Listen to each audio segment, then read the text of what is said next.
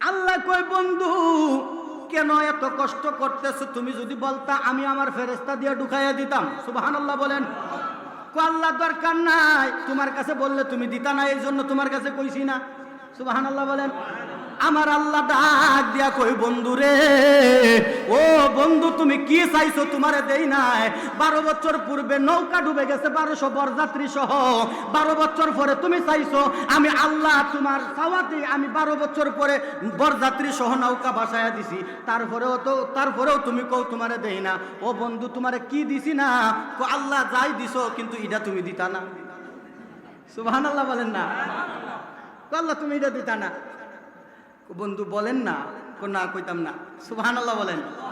কইতাম না কয়ে বস্তার ভিতরে বালু ঢুকাইতেছে, জিনেরাও ঢুকাইতেছে। বস্তার বালুর পরিমাণ কি করতেছে? বাড়তেছে, খালি বাড়তেছে। বস্তা যখন শেষ, বালু বুড়াইয়া যখন বালুগুলা যখন শেষ, তখন আল্লাহরে কয় আচ্ছা তাহলে শুনো। সুবহানাল্লাহ বলেন। আল্লাহ তুমি কি দিবা? কও না। দিবানি কো দিমু। সুবহানাল্লাহ বলেন।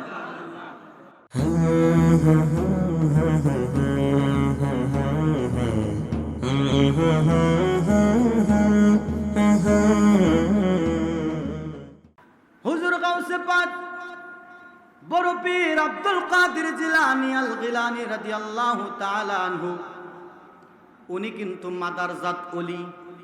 ঠিক আছে নি? মাদারজাত ওলি মানে কি? মায়ের গর্ভ থেকে।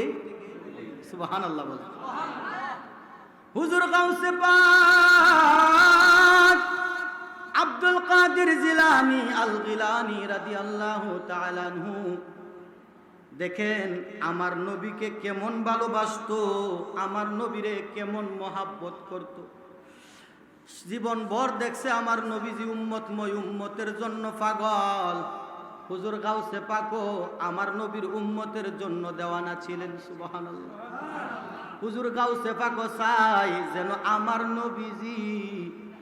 নবীজির উম্মত যেন জাহান্নামে না যায়। সুবহানাল্লাহ বলেন। হুজুর গাউসে পাক একদিন নদীর কিনার দিয়ে হেঁটে হেঁটে যায়। ওনার হাতের মধ্যে একটা লাঠি ছিল। কি ছিল? উনি হেঁটে হেঁটে যাচ্ছেন। মানজারে আউলিয়া কিতাবের মধ্যে খুব সুন্দরভাবে ঘটনাটা আসছে। হুজুর গাউসে পাক নদীর কিনার দিয়ে হেঁটে হেঁটে যাচ্ছেন। উনি যখন হেঁটে হেঁটে যাচ্ছেন, ওনার হাতের লাঠি দ্বারা হঠাৎ করে পানির মধ্যে একটু আঘাত করলেন। সুবহানাল্লাহ বলেন। উনি যখন পানির মধ্যে একটু আঘাত করলেন, কি মনে করে দিছে আল্লাহ ভালো জানে। পানির মধ্যে আঘাত করতেই নদীর এই পার থেকে ওই পার পর্যন্ত একটা বাঁধ হয়ে গেছে। আর একটু আসতে বলেন। মনে হয় আল্লাহর ওলিদের এই ক্ষমতা নাই।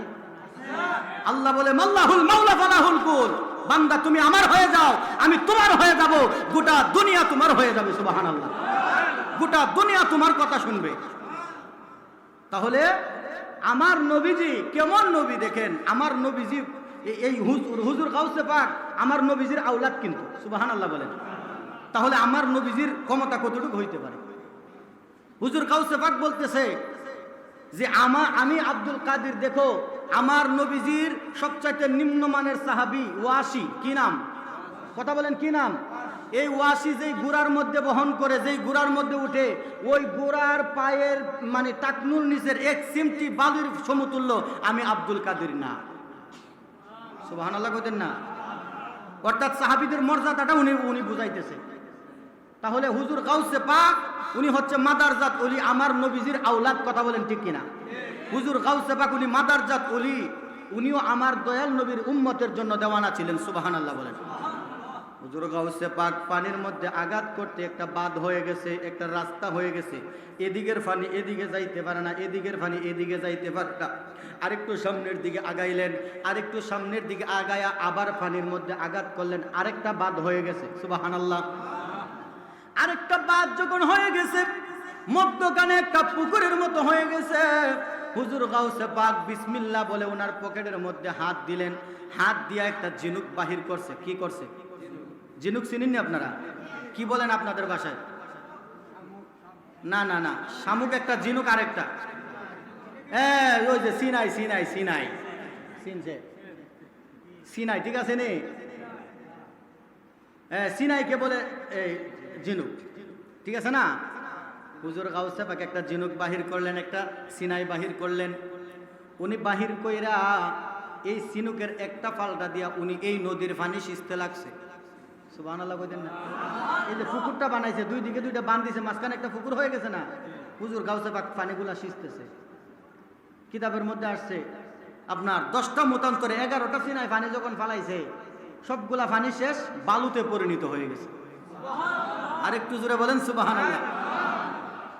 বালু, পুকুরটা বালুতে পরিণত হয়ে গেছে। এবার হুজুর গাউসে পাক উনি দাঁড়ায়া, উনার জিন ছিল মুরিদান। সুবহানাল্লাহ বলেন। আচ্ছা, আল্লাহর ওলিদের কাছে জিন মুরিদ হইতে পারে কিনা? কথা বলেন, পারে কিনা? আল্লাহর ওলিদের কাছে, যারা আল্লাহর ওলি হয়ে গেছে তাদের কাছে হাজার হাজার জিন মুরিদ থাকে। আমরা দেখি না, আমরা দেখি না। কারণ আল্লাহর সৃষ্টি হচ্ছে দুই কিসিম। কই কিসিম? একটা হচ্ছে লতিফ আর একটা হচ্ছে বশীর। একটা দেখা যায়, ধরা যায়, ছোঁয়া যায়, আর একটা দেখা যায় না, ধরা যায় না, ছোঁয়া যায় না। কথা বলেন, ঠিক আছে নি? যেমন ফেরেশতা আমরা দেখিনি, কথা বলেন, দেখি? আল্লাহ বলেন কিরামান কাতিবিনা ইয়ালামুনা মা তাফআলুন।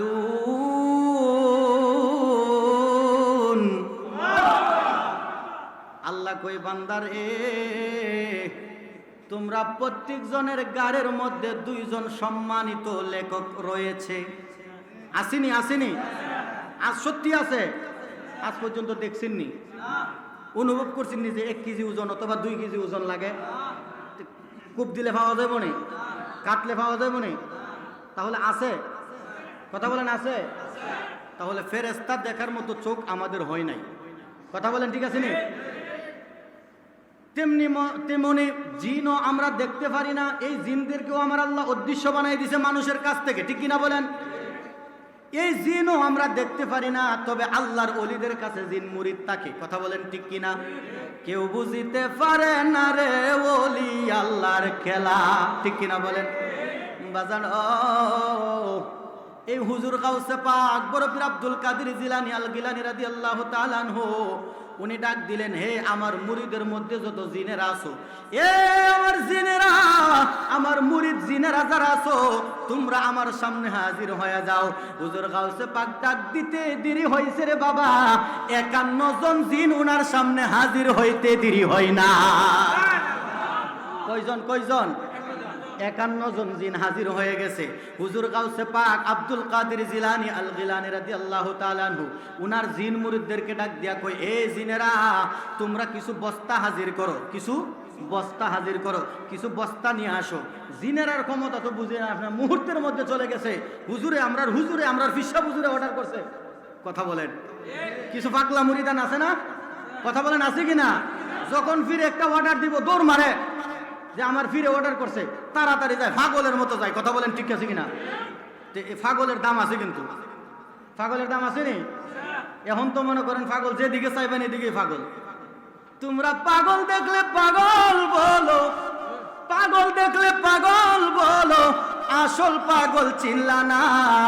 লম্বা চুল রাখিলে তারে পাগল বলে না। আমার নবীর প্রেমে মজলো যারা, তারাই মাওলানা, ঠিক কিনা? ঠিকনি? ঠিকনি? ওয়াজ কুরুনি পাগল ছিল না? কার প্রেমে পাগল ছিল? কথা বলেন, কার প্রেমে? ওয়াজ কুরুনি পাগলা নবীর প্রেমে পাগল ছিল, যদিও উনি একজন তাবিঈ ছিল। কথা বলেন, ঠিক কিনা? উনি কিন্তু একজন জলিল কদর তাবিঈ। তো উনাকে আমরা পাগল কেন বলি? উনি নবীর প্রেমে দেওয়ানা ছিলেন বিধায়। কথা বলেন, ঠিক আছে কিনা? আসলে মূলত উনি দুনিয়ার পাগল না। তো দুনিয়ার পাগল যেগুলাকে আমরা দেখি, এগুলা তো আসলে পাগল না। পাগল তো আমার আল্লাহ, আল্লাহ রাসূলের প্রেমে যারা পাগল, তারা হচ্ছে পাগল। কথা বলেন, ঠিক আছে না? ওরে উম্মতের পাগল রাসূল, যার কারণে সৃষ্টির মূল, স্বয়ং আল্লাহ পাগল আরশে, ঠিক নি? উম্মতের পাগল রাসূল, যার কারণে সৃষ্টি মূল, স্বয়ং আল্লাহ পাগল আরশে। আল্লাহ দিবানিশে দুরুদ জপে, দিয়ানে প্রাণ মন সপে, অনন্ত প্রেম সুখে আল্লাহ মজেছে। ও ওয়াজ করুন এ পাগলা আজান দিয়াছে, নবীর প্রেমে নিজের দন্ত ভেঙেছে। আরো জোরে বলেন না সুবহানাল্লাহ। ওরে পাগল পাগল বলে কে, পাগলের চিনে কে, কোন পাগলে আবার পাগল সেজেছে। প্রেমের গাছে ফুটে ফুল, সুবাসে হয় মশগুল, ওয়াজ করুনি পাগলা আজান দিয়াছে। বাজানো ওই জিনেরা পাগলের মতো দৌড় মারছে। হুজুর, আমাদের হুজুর অর্ডার করছে বস্তা আনার জন্য, দৌড়ায়া যায় বস্তা আনছে, বিশাল বস্তা। বস্তার গাঠটি আপনার ওনার সামনে হাজির করলেন।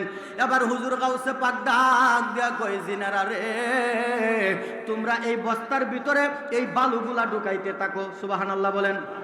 বাজান ঘুমে ধরতেছে, শেষ করে দিব নে? চলবো চলবো? কে কে চলবো? নারে তাকবীর। আওয়াজ হইছে না? নারে তাকবীর, নারে তাকবীর। আরেকটু জোরে। নাকি আমি আসতে দিতেছি দিকে আপনারা আসতে দেন? নারে তাকবীর, নারে রিসালাত। আল্লাহ সবাইকে কবুল করুক, আমিন বলেন। আরেকটু জোরে বলেন আমিন। তে হুজুর গাউসে পাক বড় পীর আব্দুল কাদের জিলানী আল গিলানী রাদিয়াল্লাহু তাআলা আনহু উনার জিন মুরিদদেরকে ডাক দিয়ে বলতেছে, বাবারা তোমরা এই বস্তার ভিতরে বালুগুলা ঢুকাও। ওই যে যে পানিগুলা শীতটা যে বালুগুলা হইছে, এই বালুগুলা বস্তার ভিতরে ঢুকানোর কথা বলতেছে। তো উনি বস্তার জিনেরা বস্তার ভিতরে বালু ঢুকাইতেছে। আচ্ছা বলেন তো, মানুষের গতি বেশি না জিনের গতি বেশি? কি মানে কি স্পিডে আপনার বস্তার ভিতরে বালু ঢুকাইতেছে? অনেক স্পিডে বস্তা, হাজার হাজার, মানে মিনিটে মিনিটে হাজার হাজার বস্তা ঘুরাইতেছে। আল্লাহু আকবার বলেন। হুজুর গাউসে পাক সাথে সাথে বস্তার বালু ঢুকাইতেছে। সুবহানাল্লাহ কোন? আমার আল্লাহ কই, বন্ধু ও বন্ধু কি করেন? সুবহানাল্লাহ। হুজুর গাউসে পাক কোনো কথা কয় না। আমার আল্লাহ আবার ডাক দেয়, বন্ধু, কোনো কথা নাই। বস্তার ভিতরে যে বালু ঢুকাইতেছে ওনার কাজ উনি করতেছে। আল্লাহ কই, বন্ধু কি করেন? হুজুর গাউসে পাক কোনো কথা কয় না।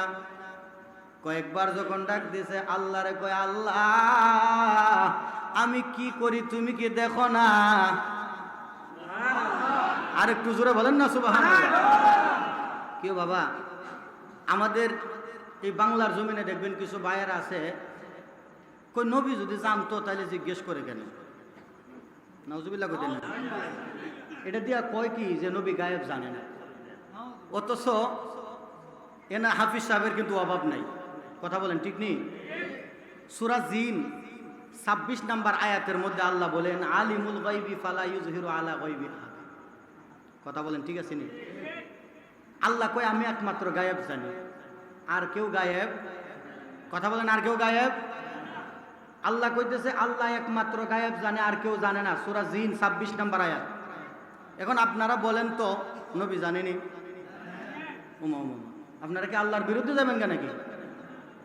কেউ বাজান?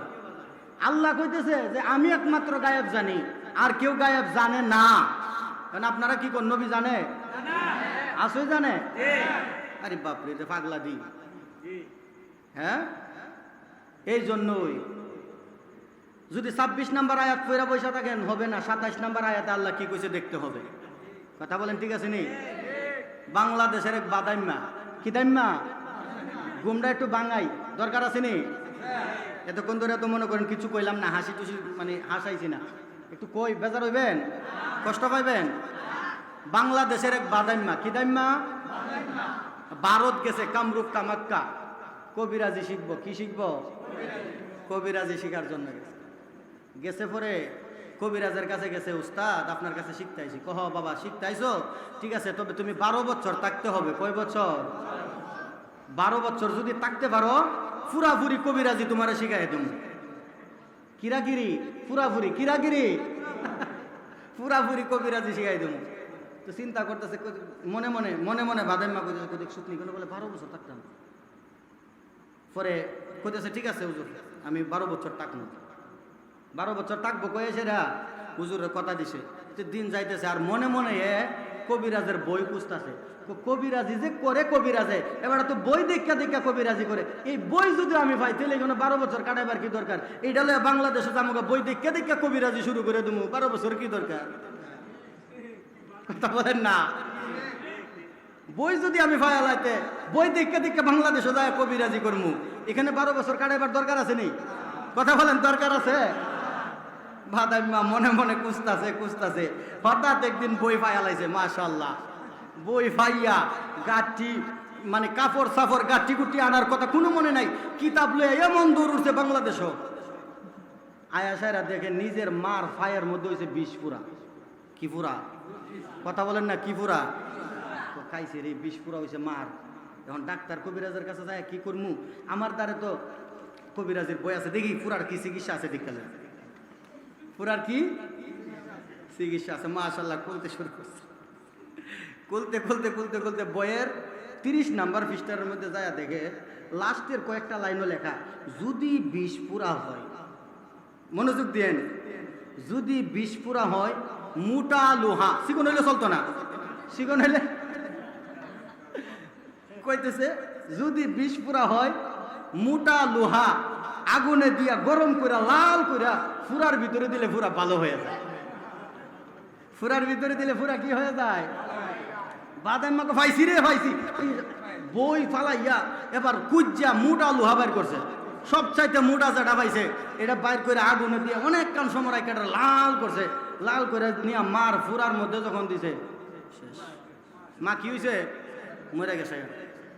মা যখন মরে গেছে, এলাকার মানুষ আসে এমন কন্যানিক কন্যাইছে, এমন ফিডাইছে, ফিডা খাইয়া মুহেদা লুল পড়তেছে। আমার বইটা আছে, চিকিৎসা কই আছে? আমার এই চিকিৎসাটা আমার বইয়ের মধ্যে আছে। ফিডা খাইতেছে আর বইয়ের মধ্যে আছে। তো মেম্বার চেয়ারম্যান আসছে, বিচার করব। তো মানুষ মারা গেছে, বিচারের দরকার আছে না?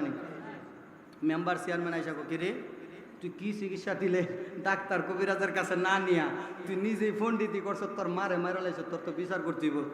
আমি কামরুক কামাক্কা থেকে কবিরাজি শিখাইছি, আমার বইয়ের মধ্যে ফুরার যে চিকিৎসা পাইছি চিকিৎসা আমি দিছি। তাহলে তোর বই আন দেখি কি চিকিৎসা পাইছ। তো মেম্বার চেয়ারম্যান তো আর এর মতো বেকল না। কথা বলেন না? মেম্বার চেয়ারম্যান যদি বেকল এলাকা চালাই তারবো, দেশ চালাই তারবো? মেম্বার চেয়ারম্যানকে বইটা আন, বই আনছে। 30 নাম্বার পৃষ্ঠার ঠিকই লেখা আছে, যদি 20 পুরা হয় মোটা লোহা আগুনে গরম করে ফুরার ভিতরে দিলে ফুরা ভালো হয়ে যায়। মেম্বার চেয়ারম্যান কথা তো ঠিক, পৃষ্ঠার উল্টায় কি আছে দেখি। পৃষ্ঠার উল্টায় দেখে যদি রোগী গরু হয়, যদি রোগী, কথা বলেন না, যদি রোগী বাদাইমা তো চিকিৎসা মানে ফাইয়া ইয়ার পৃষ্ঠার উল্টায় তো মনে নাই, গরুর চিকিৎসা দিছে মানুষরে। গরুর চিকিৎসা মানুষের দিলে বাঁচবো? বাদাইমা পৃষ্ঠার উল্টাইছে না, এক দলিল পাইছে আরে ফায়ালাইছি চিকিৎসা, তাহলে মারে দিয়া দিছে, দিয়া আসারে মারে মারা লাইছে। তেমন কিছু বাদাইমা আমরা দেশেও আসে। 26 নাম্বার আয়াতে আল্লাহ কইছে, আল্লাহ একমাত্র গায়েব জানে রে, আর কেউ গায়েব জানে না। কিন্তু 27 নাম্বার কানা আয়াতটা পর, কানার গর কানা 27 নাম্বার আয়াতটা পড়া দেখ। আল্লাহ কয় ইল্লা মানির তাদামির রাসূল,